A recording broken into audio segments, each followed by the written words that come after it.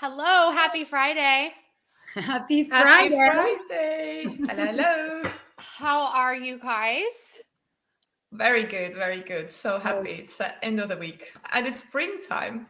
It's it's spring. And springtime. like, is the Yeah. quarter gone so quickly? I can't even believe that we're like ending the Q1 already. It's like Oh my gosh. almost in a couple of weeks. It's Time crazy. flies. I feel like the new year just started and I'm still in that like happy new year phase because it's technically still the new year, but No, that's fine. I totally agree. I totally still feel jazzed about the goals and all these things, but it's sort of like overwhelming to look at like how much time has passed. It's crazy. I have my notebook. I'm like, oh my God, I'm past. It's due. Yeah. So we're so excited about today's episode. For those joining us for the first time, my name is Ashley Pireda. I'm one of the hosts of Brand Experience Live, where this is a live LinkedIn and now a live YouTube podcast. So excited. Where we dive into the brands and individuals that are delivering unrivaled brand experiences within areas like candidate experience, employee experience, prospect and buyer experience. And as usual, I'm joined by my amazing co-host, Lagla Moik. Hello, hello. And so nice to be back here. And like Ashley said, we have, I think, bi-weekly so many exciting and great guests here. And today it's the same day. So we have a great guest called Victoria Hajjar. Yeah. And she's from Ugly Ventures. So great name. I love it. Ugly Welcome. Ventures, Yeah, welcome to the show. And usually, Victoria, how it works, like we would like to know more about you, what Victoria is doing, and what's this all about Ugly Ventures. So tell us about yourself a little bit. Okay, awesome. So so Victoria, founder at Ugly Ventures. I have a little bit of a unique kind of story how I ended up here, which was starting my career back in China about 10 years Wow. ago. Wow. I had moved to Shanghai after university and sort of got entrenched in this startup and investor world across the globe. And so I began in marketing very early, working directly with founders and investors. So the first project was building hospitality brand. And as you know, hospitality branding is so kind of fun and sexy and kind of exciting. So I was working for a hospitality group. We were kind of building different hotel concepts around Asia. So hospitality kind of got me into the fold of marketing. And then from there, I worked on projects in Dubai. I worked in Mexico, all across So the US. fun. Yeah, building brands across hospitality, but also technology, SaaS, and even e-com, food and beverage. So it's been like a really wild kind of ride. And in this experience, sort of working either in-house with brands or consulting, I really began to see a pattern that regardless of vertical, regardless of industry, of some really foundational marketing pieces that need to be in place in order to build that strong base to grow a brand, to grow revenue and all of that stuff. So I've been really passionate about serving clients as a fractional chief marketing officer, but also teaching founders through my mentorship program about how to lay the foundation for the marketing, grow your team in order to actually build a sustainable business with that sustainable flow of leads in your pipeline. So that's kind of been my passion. But again, it's been sort of unique, always working really with founders and investors directly, because each experience, each project is like a whole different world. As you guys know, working probably with entrepreneurs, right? You're always faced with new challenges, and it's such a huge learning experience. So I feel super blessed to be able to have these kind of varying different experience, always problem solving every day. So that's sort of what led me here. Yeah. I love that. It's music to my ears. I relate on so many levels there, even like the industries and how you help others. So I'm excited about this conversation today. And I know today something we're going to be talking about that I'm super passionate about talking about too is like why your marketing is not getting in front of your prospects. And this is so important, right? Up until I think recent years, and this is still a conversation that's really starting, especially for those of us who are in marketing, are in brand. We've been having these thoughts and conversations for decades where we really need to educate and teach what marketing truly is. And because of that lack of education, this is where this problem comes in that we're going to talk about today, is like why you are not getting in front of prospects the way that you think you should be. What brings up this thought of, right, what makes you so passionate to talk about this subject? I'm sure there's one of these patterns here that you've seen. So it's interesting because over the years, I've developed community of founders, especially female founders. And so I've always kind of guided and taught and consulted, just either at the higher stages to the companies that are, multi-million-dollar revenue companies, and then also getting to these kind of like pre-seed, very early stage founders. And so I saw like a very clear distinction between these larger organizations, their priorities, their sales processes, and the marketing programs we developed versus how these kind of early stage founders are building their marketing. And what I find is that a lot of folks are absolutely burning out for this one thing, which is not realizing what role social media plays in your marketing system. Now, a lot of folks are, especially early stage, when you're kind of really doing everything yourself, you're trying to kind of build that momentum yourself.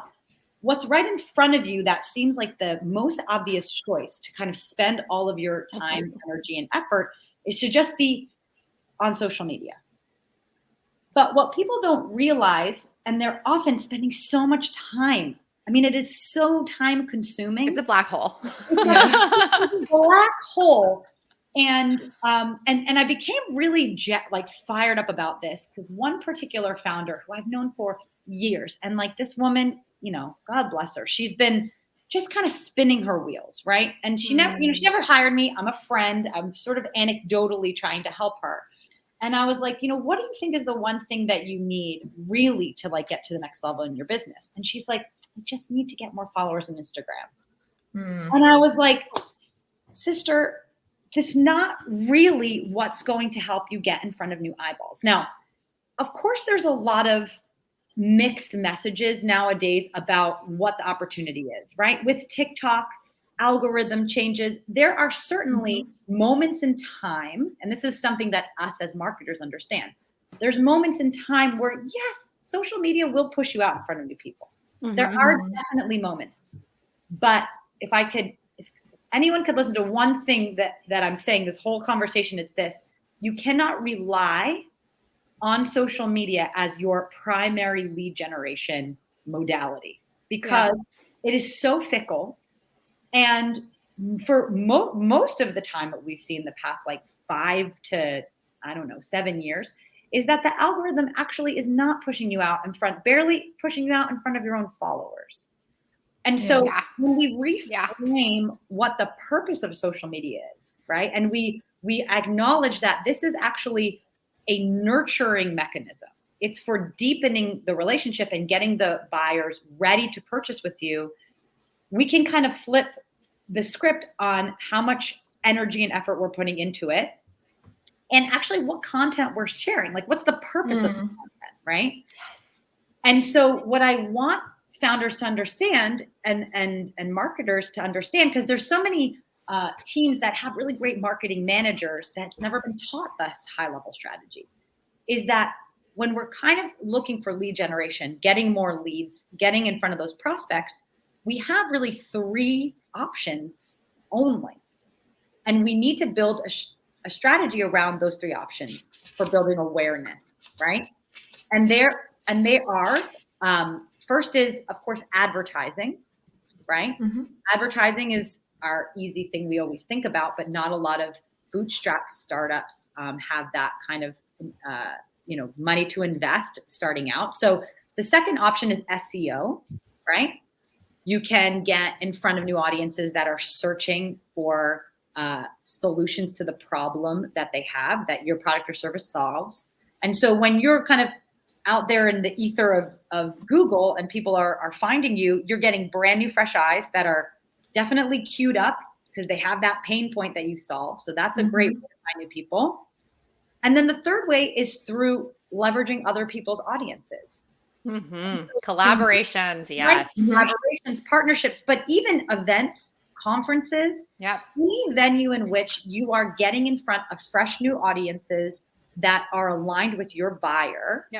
That is that's a strategy for generating leads. And so again, it drives me nuts because I have so many folks that just think I just need to keep getting in front of social media, get something go viral, spend more money on video editing, all those things.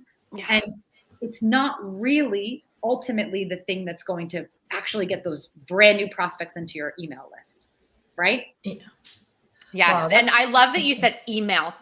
Yeah. Because people forget about that so much. And look, I am kicking myself in the ass right now for not starting my own email list earlier. And I'm one of those notorious people that for pretty much my entire career, I've always put all of my clients, my employers, my teammates, right? Everyone else's marketing and brand and SEO, right? Whatever I was doing for them. Yes. It was them first and not doing my own. Until a year ago, I never took my own LinkedIn seriously, yet I was teaching people how to do it. Yes. Oh, I know. I you know what? I'm going to pause you right there because that is, I have to say, that is like a self-care and like a mindset. I'm sorry. Because it is so, we get so in this trap when we're serving clients, but we're trying to build our own thing.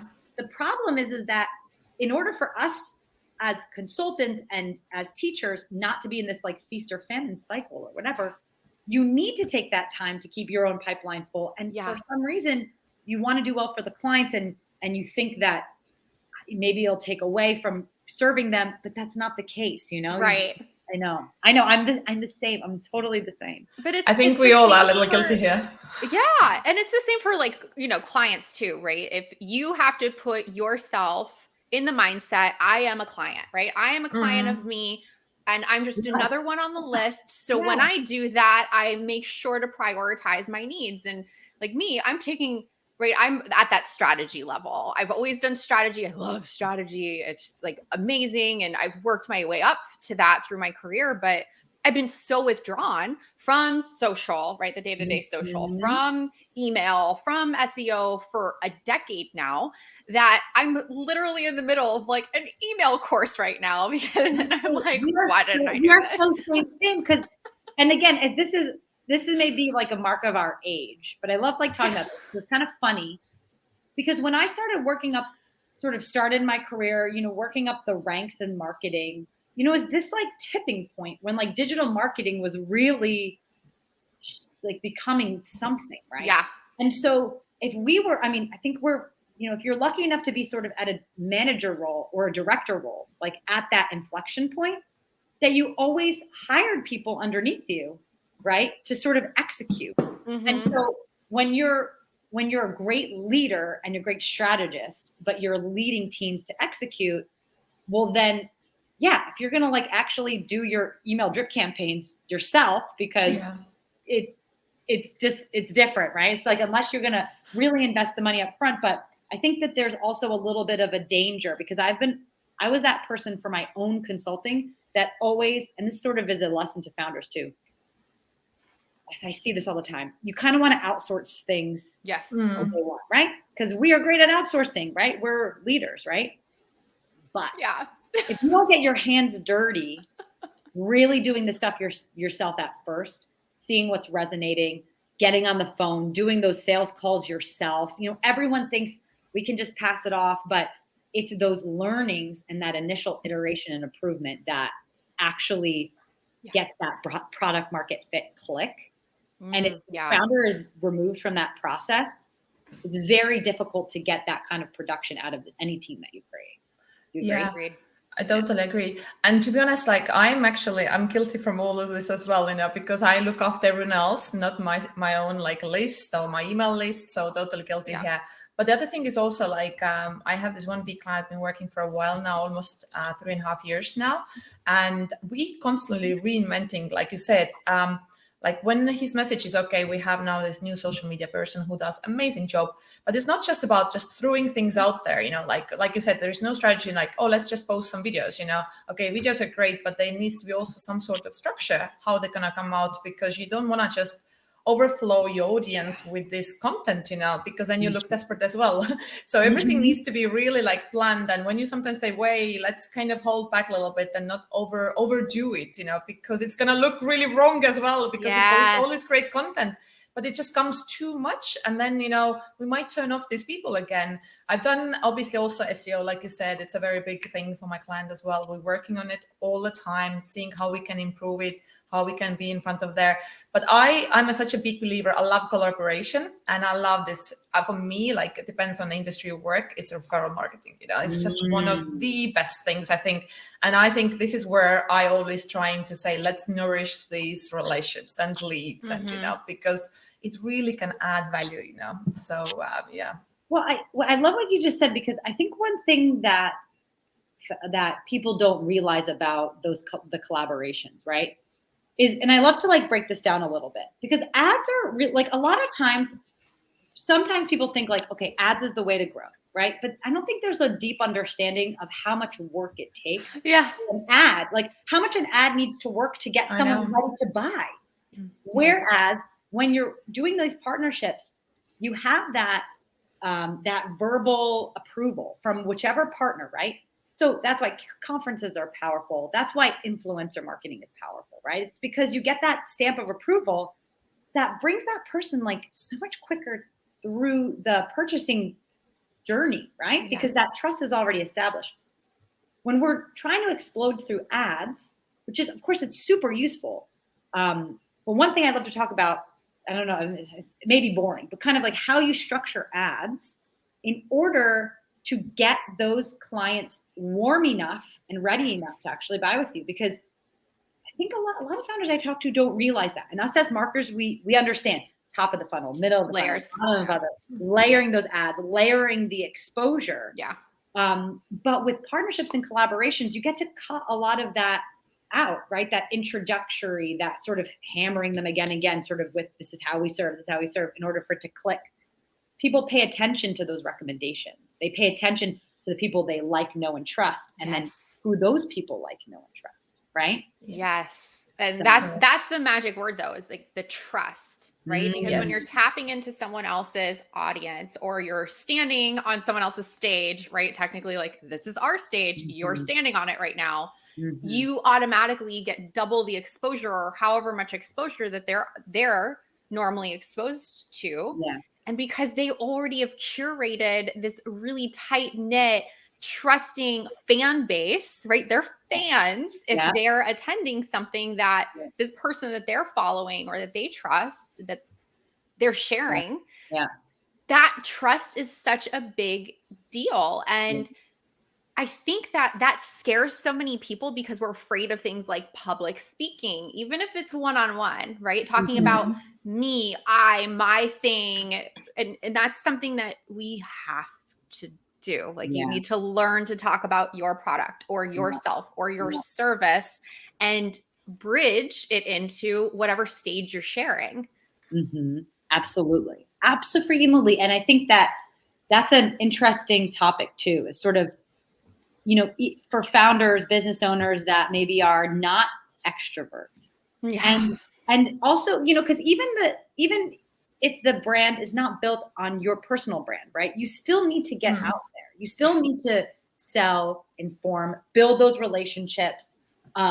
Because again, it's that exposure with those clients that are those right fit, kind of ready to buy, trusted.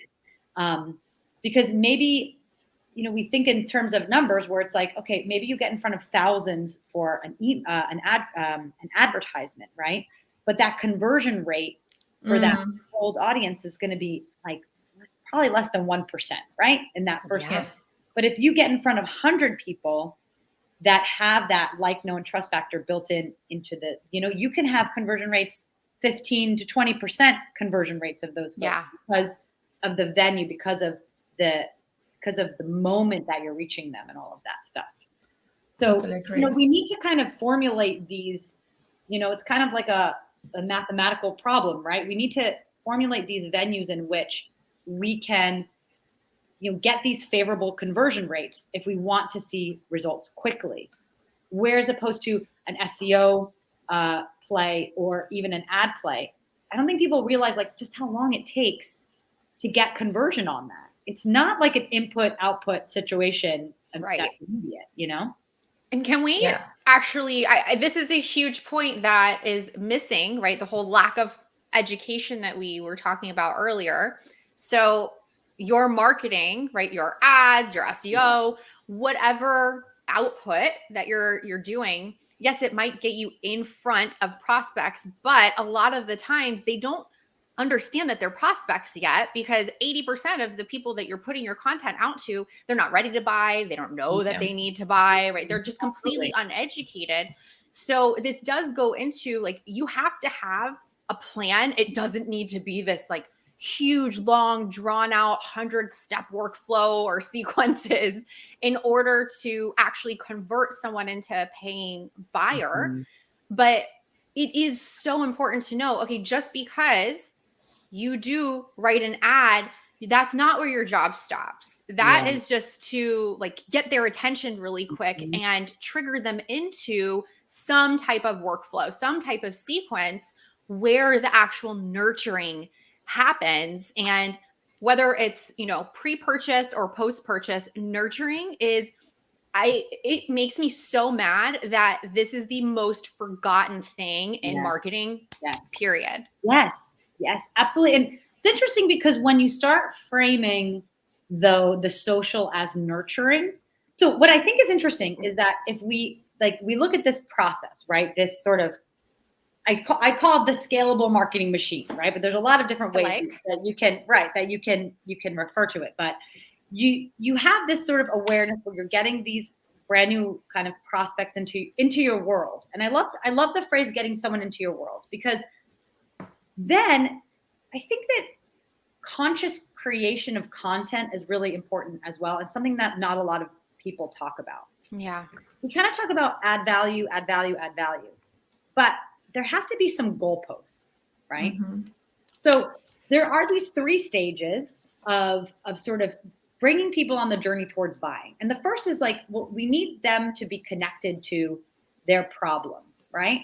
We need really them to understand what their problem is and what it really is. You need to kind of bridge that gap and get that clarity for them, right?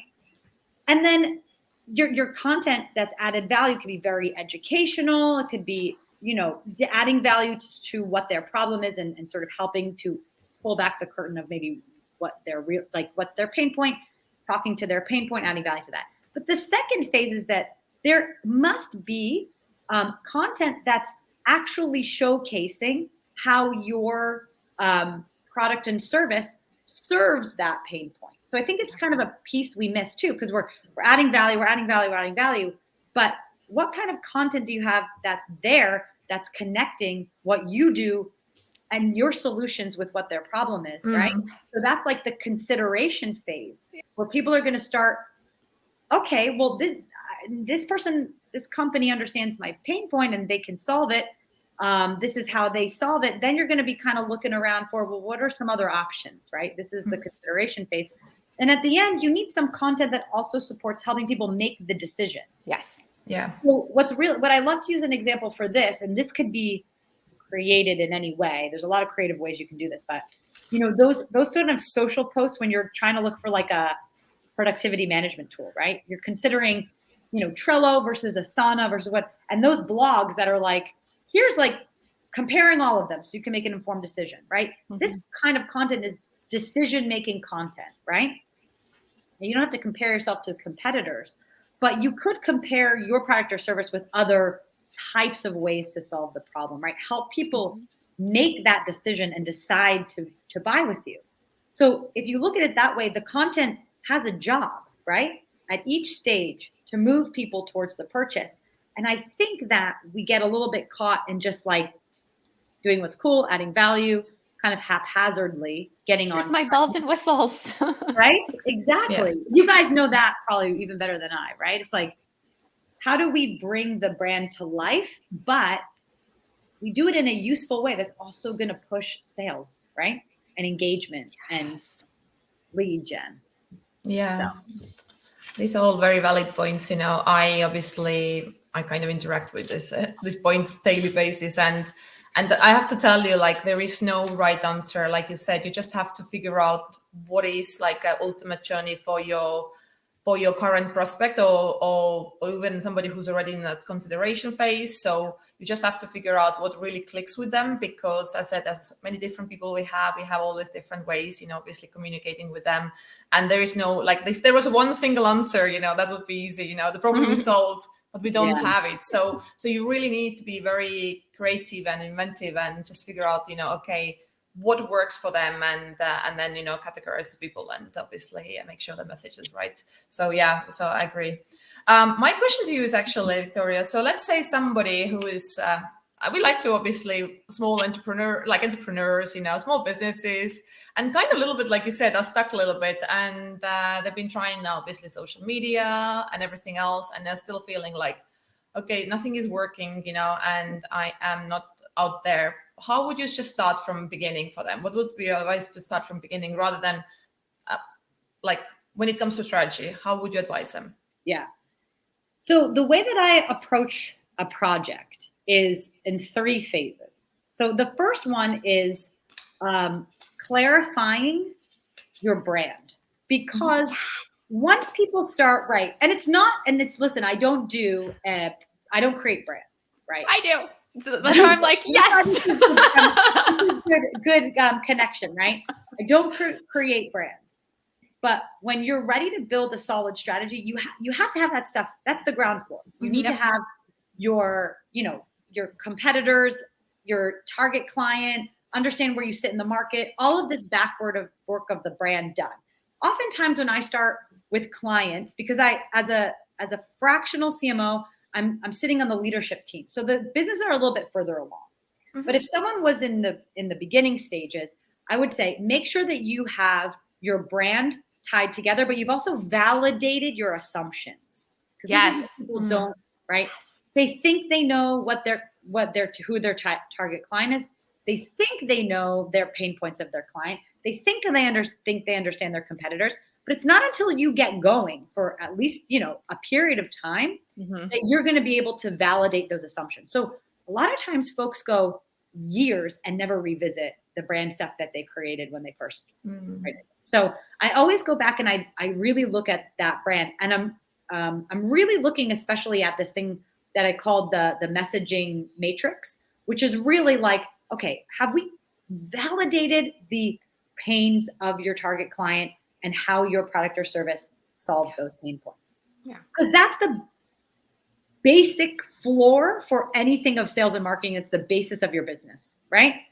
Are you solving an actual problem, right? Because if not, you probably don't have a business. So you want to get that straight. So I validate and clarify the brand. Once we have all that set, we look at building the marketing strategy. And this sort of comes out of many years. So as I told you, I always started my career with founders. And what's really a big disadvantage for anyone that's working outside of corporate, right, is that oftentimes you don't have maybe the experienced manager above you to like show you the way, right? Yeah, true. And so I was struggling for so many years of just like hacking together marketing as me being a marketing manager and launching these careers. I'm like launching these brands. I had no freaking clue, like what I was doing in the beginning, as we all did. And it wasn't until I actually did a stint at a marketing agency that I went in-house at a marketing agency, and I was introduced to the idea of using a frameworks to build out your marketing. And I was like, oh my God, like, where has this been? Right. What it is it's like the framework allows you to stop throwing spaghetti at the wall. Yes. Stop being completely overwhelmed, because you have actually some steps, a solid roadmap of what you should be working on. So for any brand new entrepreneur, once you kind of have your brand together, right? Ashley can help you with that. You got to put your brand together. You got to start validating your ideas. And once you've sold a little bit, right? Once you kind of see what works or not, then you're ready to build your marketing strategy, right? You can't just do it without any sort of getting your hands dirty with research and actually interfacing with clients. So I suggest building out this 6-stage journey. I call it the scalable marketing machine. You can find the client value journey. There's all sorts of different ways to call it, which is like this sort of client journey. And they're all slightly different. It doesn't really matter which one you use. What's most important is that you're using one. Yeah. Right? It's because then it gives you your a plan. Gives you your marching orders. The thing that I think is so frustrating in general is that you kind of sit down and there's so much to work on in your business that you just you don't know where to start. Yeah. So when you have this framework in place, having your marching orders, you know what you should be working on in what sequence is really important. And so when you have that framework for newer businesses, you need to build out the first 3 steps. The first step in the scalable marketing machine is awareness. You must have some idea of how you're going to reach new prospects, either SEO, leveraging other audiences, or ads, right? I don't suggest ads in the beginning, right? But you need to have decided on a way, right? Leveraging other people's audiences is the best sort of low-cost, information-rich sort of experience you can give yourself. So awareness stage, you need to have engagement phase. So this is your lead magnet, right? You need a way to get people's email addresses, right? So aware, engage, and then nurture. You need to have some way to stay in front of the minds of audiences. So this could be a weekly email, a LinkedIn live show, a podcast, a blog, something that you're producing consistently that you can be informing that person on your email list that's produced. Because what that does for you is it lets you, gives you that very primitive marketing funnel where you're just getting people into the email list and then you're nurturing them, which is just staying in front of mind, where you're building the relationship, reminding them of what you do, how you serve them, and adding value. There's of course much more. You expand on that right as you go, but those first 3 stages in the beginning you need in place, because otherwise you're spinning your wheels if you're not growing that email list. Of course, email list is going to be the asset in your business that's going to help you eventually really sell, because you have that warmed up list of people that you can put your offers in front of, put your promotions in front of, share product launches with, etc. All of this going back to marketing is a necessity to run your business, and it is not just painting pretty pictures. And it's right as we continue to educate and really show people, it is data driven, it is revenue driven, it is conscious decision driven, and the way that we do it is by one-to-one, or one-to-many connection, depending on what your strategy is. But it is all about conversations, but it's to drive growth. So there is formulation and there is a lot behind it. And in my opinion, and in the opinion of a lot of other marketers that I know, if you do not have marketing, you do not have a business. Yeah. And that's right. Because marketing is just the communication of what your business or what your product does. And if you think that sales is going to solve that, it's not, right? You have to have all of these things hand in hand, and they need to be in sync with each other, working together to reach a common goal. Absolutely. If you talk to anyone who's doing cold outbound sales, you'll realize that the sales team. Oh, I have. And I love this point you brought up, because I work a lot with B2B. I love B2B. I do too. I love B2B. I love them. And they're so great because they often are not super jazzed about marketing. And so one thing that I think is so useful and that I don't think a lot of people talk about is that, as fractional CMO, I'm sitting in the leadership team, right? And it's often me with the salesperson, and then usually the CEO, which is one of the founders or the founder. And when we're creating our production targets, right, this really critical exercise is setting the revenue goals, right? Understanding the revenue that you need to generate within a year, within a quarter. That gets delivered to the sales lead. The sales lead says, great, I need to have X amount of sales calls. Or if you're not like a sales call driven company, I need X amount of people to my sales page, my product pages, right? In order to reach that, because I have an understanding of my conversion rates, my sales conversion rates. That's first step. And then you get to the marketing. And then we need to understand, all right, in order, the sales team says I need to get in front of 100 prospects, or I need 1,000 people to get into the sales page for them to convert, to buy, to make this kind of revenue. So there's your marching orders, marketing. You need to deliver me 100 leads, 1,000 leads, whatever. And then it's our job as marketers to make the plan to do that. But without the marketing piece there, and you're just surviving with sales team networking or sales team cold outreach, no, because you need those three ways, the SEO, other people's audiences, or the ads, to really get in front of other audiences. And what marketing does is it supercharges all of those efforts, because a sales team, an individual salesperson, is only going to be able to get what's in their sphere. But in marketing, of course, we're able to blast that out, amplify that much more than any individual could. So I think it's a process that, especially the earlier stage founders, like they don't consciously go through, because they don't know even maybe what revenue they should be aiming at, right? Yeah. But you have to have that target of revenue, because everything waterfalls from that in your business. It's not the other way around. It's not like, let's see what we can get. It's like, no, let's see what we're aiming for. How many units of the product or service we need to sell in order to reach that. You got to start with that target, Agreed.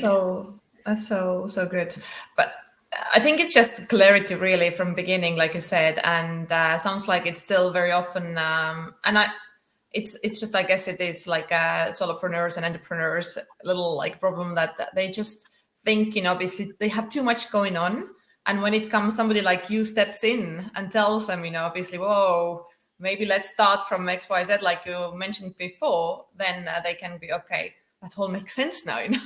So I can move forward from it. I totally understand they can be very overwhelmed about situation and stuff. So it's good to have people like us then, stepping in. Absolutely. And the one thing I love to like share in when I'm like educating and mentoring founders is that, there's a reason why marketing is so like stressful and overwhelming. It's because literally it is the department with more subcategories than any other department in a business. It hits every piece of the business. It hits every piece of the business. And I love actually how you talk a lot about like the internal marketing as well, like the customer experience, the employee experience and the culture and all that stuff, because that's also marketing. Yeah. Product marketing, right, is also a different discipline. But you have like the SEO, the social, the graphic design, you have the paid stuff, the organic stuff and so I find that even with founders that have an understanding, oftentimes don't have like the brainwidth or the bandwidth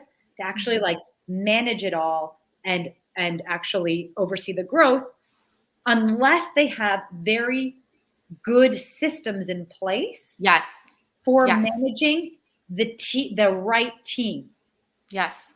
So that's like, honestly, like founders, like, hear this. You can't do it all yourself. You have to build a team around you, right? Yes. And whether it's bringing in consultants like us, or building your own team, from scratch or whatever, that team needs to have their marching orders clear, right?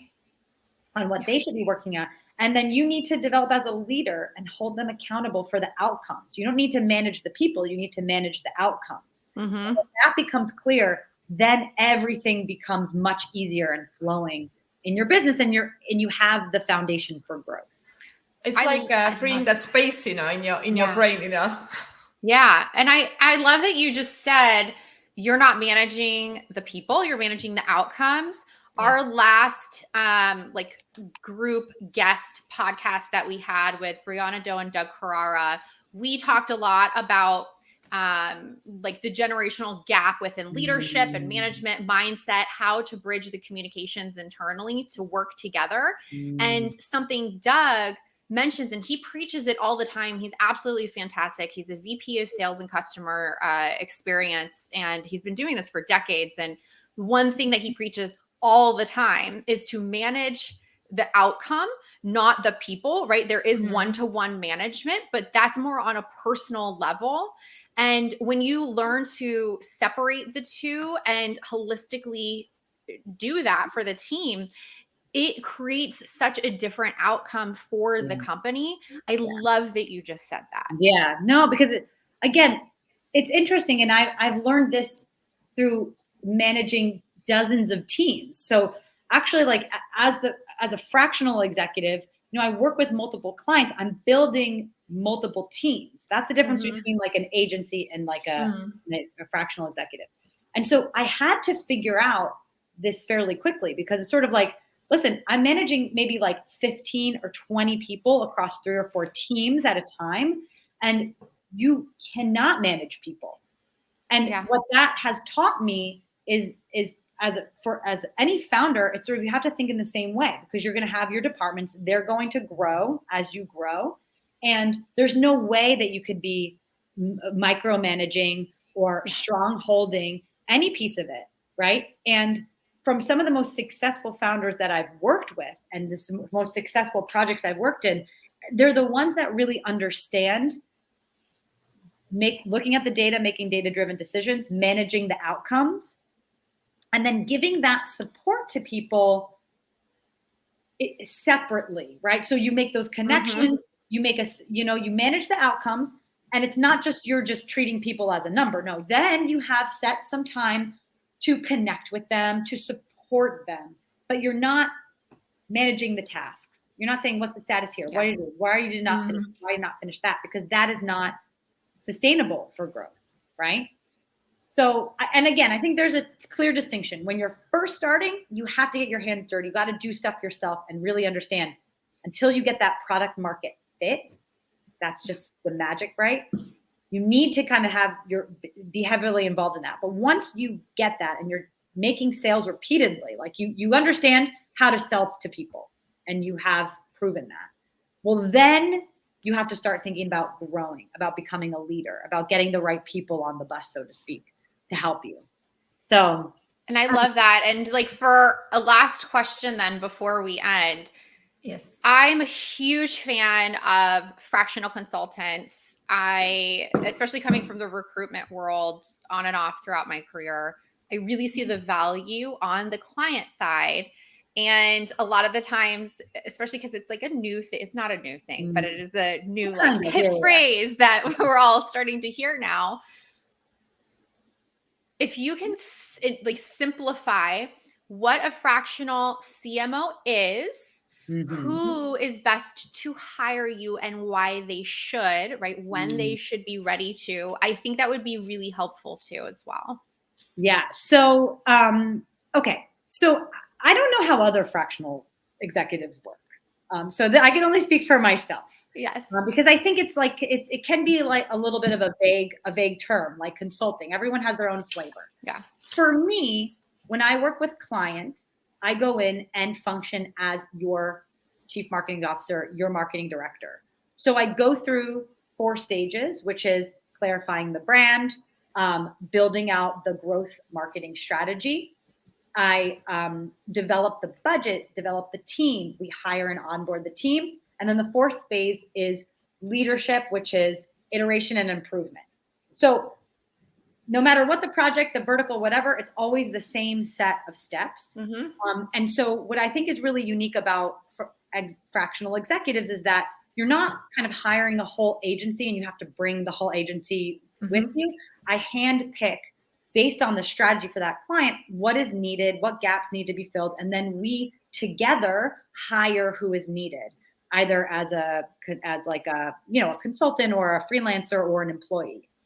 So that's sort of the process. And so practically that looks like, weekly marketing meetings. I have my one-on-ones with my teams that I build. And then we have like a stakeholder meeting once a week, or once a month, depending on the cadence that the founder wants. But that's like totally handled for you.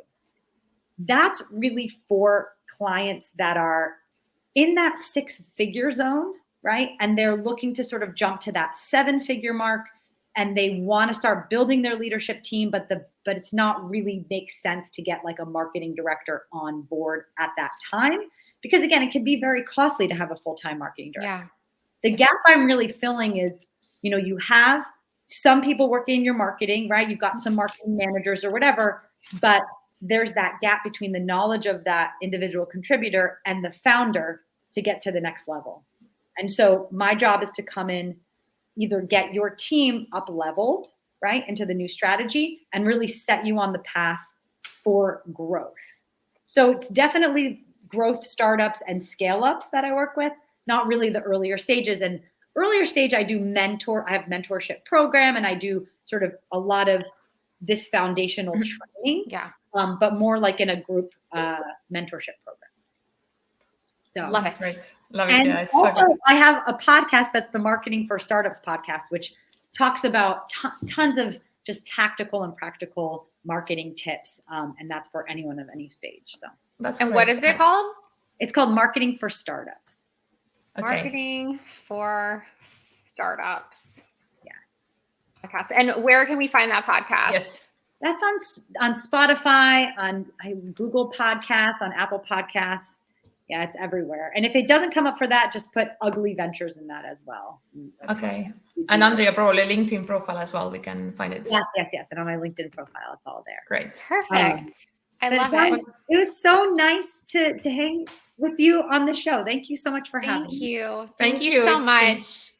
It's been very informative, and I think it's been very useful for our listeners who are business owners, entrepreneurs, maybe already running big, obviously corporations, wherever they are in the journey, what they need to take from it, So thank you so much. Thank you so much.